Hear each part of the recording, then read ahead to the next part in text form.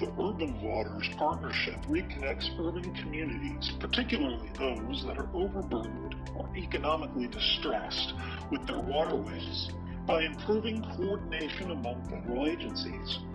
The partnership also collaborates with community-led revitalization efforts to improve our nation's water systems and promote their economic, environmental, and social benefits.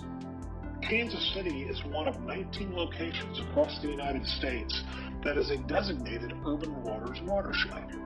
2/3 of the water in Kansas City metropolitan area drains into the Blue River. The river enters Missouri, coming from a largely agricultural and exurban upper watershed in Kansas, flowing largely through tracts of parkland dotted with small industries.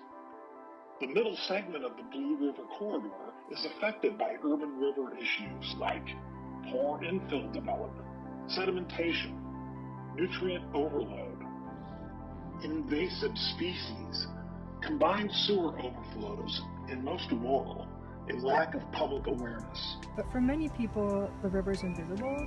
As you notice, you can drive over it and you wouldn't even know it's there because the bridges are high above it and it's deep in kind of this wooded ravine. And so, in a way, it's like, oh, we have this amazing asset. It flows right through Stewart Park, but how would you know that? However, this Blue River corridor is also rich with sustainable redevelopment and restoration potential. There are many organizations and volunteers working to create trails, restore native natural areas, and revitalize neighborhoods and brownfields. Because we do this effort every year, take tremendous amount of stuff out, and still every year it needs it again. So if everyone didn't band together to do this, it would be sick, and everything downstream would be sick. We need to clean up the river because the river is always dirty. There's a lot of trash in Kansas City. It's not always intentional. Sometimes it's simply just the huge floods we had in July and August that are adding to the amount of trash that's been washed onto the floodplains. Other times it's just our winds in the spring blow a lot of things out of recycling bins and out of trash cans, and it ends up on the streets. And anytime anything ends up on the streets or on the ground, it could end up in a storm drain, it can end up in our water systems. Plus, just connecting myself, so it's a win-win for me and hopefully for a few others.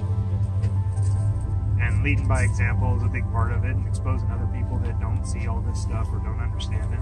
And usually we throw this pile of tires in a big trailer and nobody really sees it, so it's kind of cool to have it out there in the open as much as it's horrible, because we get this pile every year.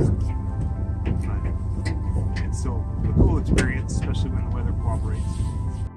Urban Waters is so relevant today, and we want people to get involved. There are a myriad of opportunities to reconnect, restore, and revitalize with the Blue River to as close to its pre-industrial state as possible. To revitalize communities whose value is enhanced physically as well as monetarily by a cleaner, more natural, and restored watershed. To reconnect people to the river.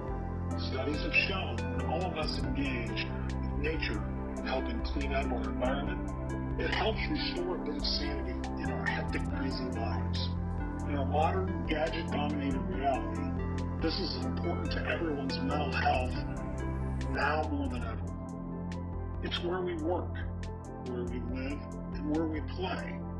We want to keep talking about the Blue River and keep it top of mind.